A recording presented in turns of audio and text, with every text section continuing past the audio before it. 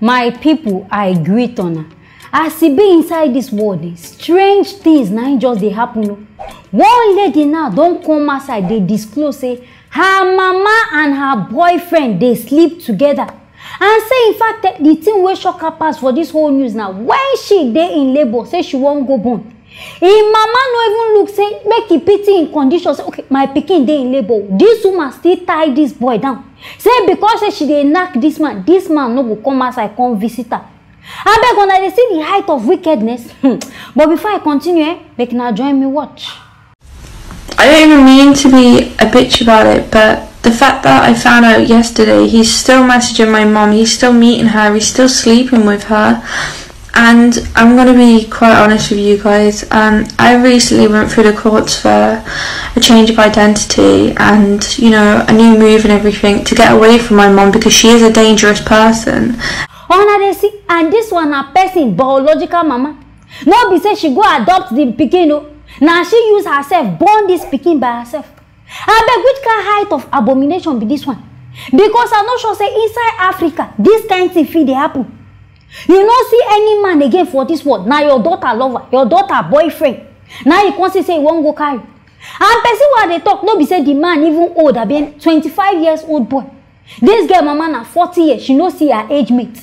Now young so she want the chop. But as I reason this matter, I can't go find further investigation. Say how this one take happen? Now there I see say this lady where they claim say him boyfriend they cheat on her. No be today this guy don't they do this thing. He don't they do and since anytime when he go come they down they cry. Say my life I love you.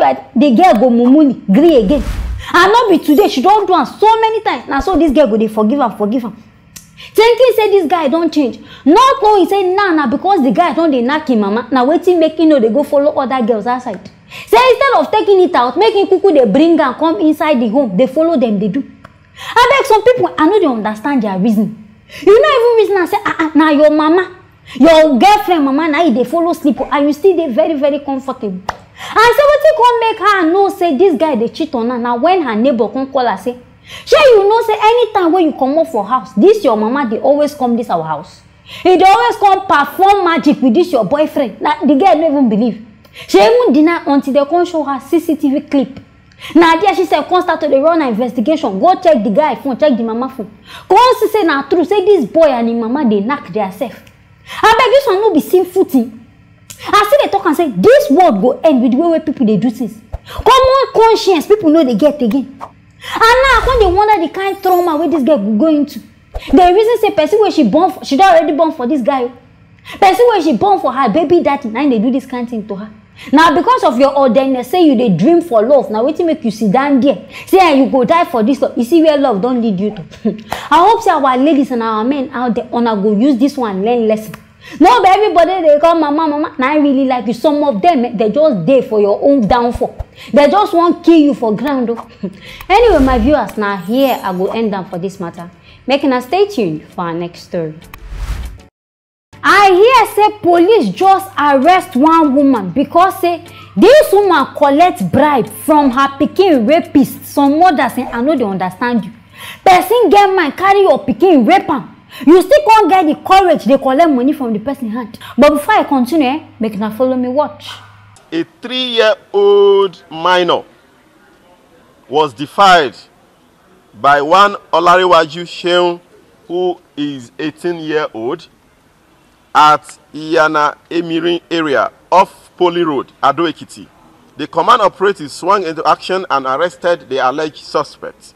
Investigation revealed that the suspect lured the victim into his room on the 6th of August 2021.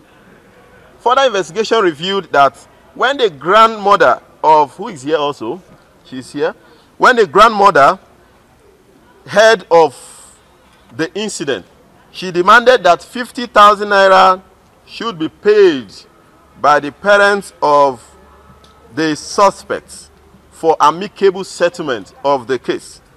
The said money was paid to her and she converted it to her personal use. She was also arrested and shall be charged to court alongside the suspect for compounding felony and defilement respectively. I beg una they see wetin youth of nowadays they do. Say pikin of 3 years old dey na there this guy conny this bia na chocolate abi sweet. All those children sef wey be say small thing longer throat so they go draw na enter house. Na this guy carry this small girl enter go devour her, rape her so tey this pikin even lost consciousness. If I talk say some mothers dey very useless, na the number one oga na be this one. Because how you go gree for that kind mumu thing? You know, as you know say you want the whole rape and you need him, why you no go open your own leg for the boy?